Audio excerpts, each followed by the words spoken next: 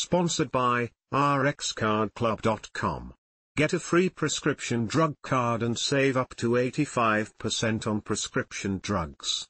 rxcardclub.com. David Moyes tipped for return to management with former club in downward spiral. David Moyes has been tipped for an emotional return to management after leaving West Ham.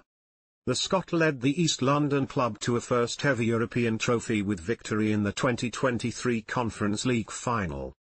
And Moyes also oversaw the record £105 million sale of Declan Rice to Arsenal before rebuilding West Ham's squad with talents like Mohamed Kudus. However, he was given his marching orders at the end of the season after a disappointing campaign. West Ham finished ninth as they won just 14 of their 38 games. And Moyes' contract was allowed to run out as Hammers Chiefs moved for ex-Wolves boss Julen Lopetegui. They are yet to win a game this term after blowing 2-goal leads against Bournemouth and Aston Villa.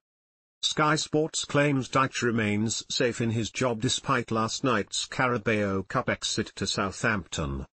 Football free bets and sign-up deals. Yet ex-Premier League star Nigel Reo-Coker has tipped Moyes to eventually make an emotional return to Goodison Park. Moyes joined the Toffees from Preston in 2002 and stayed there for 11 years until Manchester United came calling. He won 218 of his 518 games at the helm while reaching the 2009 FA Cup final. And Reo-Coker reckons Moyes would not be able to resist a Merseyside reunion. He told the BBC's Football Daily podcast, "When you look at what's happening now as well, yes, Sean Dyche was already there, but Everton have been trending this same way for so long. I'm not putting it out there, but there is a certain David Moyes who knows that club very well, inside out, who currently isn't managing anyone. The pressure is different now on Sean Dyche, where Everton might look to change the manager and bring someone else in for new ideas or a fresh start.